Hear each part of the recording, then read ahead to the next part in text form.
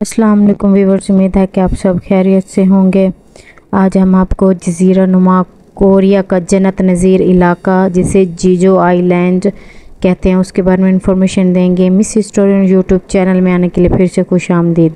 Jazeera नुमा Korea का एक हसीन इलाका जीजो आइलैंड इस ख़ुता अर्ज़ के सीने पर दमकता हुआ एक ऐसा हीरा है जिसे बेपनाह खूबसूरती की वजह से दुनिया का 8वां अजूबा करार दिया जा सकता है। इस जज़ीरे का नाम बारानी मौसम, झीलें और चश्मे, इंतहाई लजीज और रवायती खाने और उसकी सकाफ़त उसे कोरिया के दीगर इलाकों से मुमताज़ करती है। इस जज़ीरे पर मौजूद आतिफशां पहाड़ भी इस हसीन खित्ते की एक अहम यादगार है। ये आतिफशां 1950 मीटर बुलंद है और ये जमहूरिया कोरिया के बुलंद तरीन पहाड़ पर वाक़ है। मौसम बहार में इस इलाके की सैरों सियाहों पर एक सहर साथ तारीख कर देती है। इस वक्त ये वादी रंगारंग फूलों से ढक जाती है।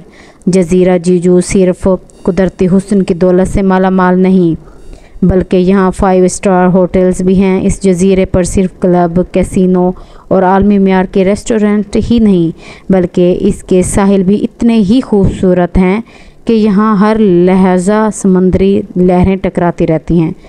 जीजो के करीब यूडो आइलैंड, यूडियो के मायने मकामी ज़बान में गाय के हैं। यहाँ बड़े पैमाने पर फ़िश फार्मिंग की जाती है। इस जज़ीरे की गोताखोर ख़वातीन भी सियाहों की दिलचस्पी का बास बनती हैं।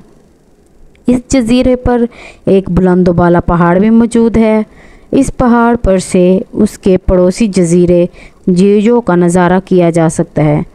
जीजो के मशहूर मारूफ आबशार का नज़ारा भी सियाहों पर जादू तारी कर देता है और अपनी तरफ मुतवज्जा करता है।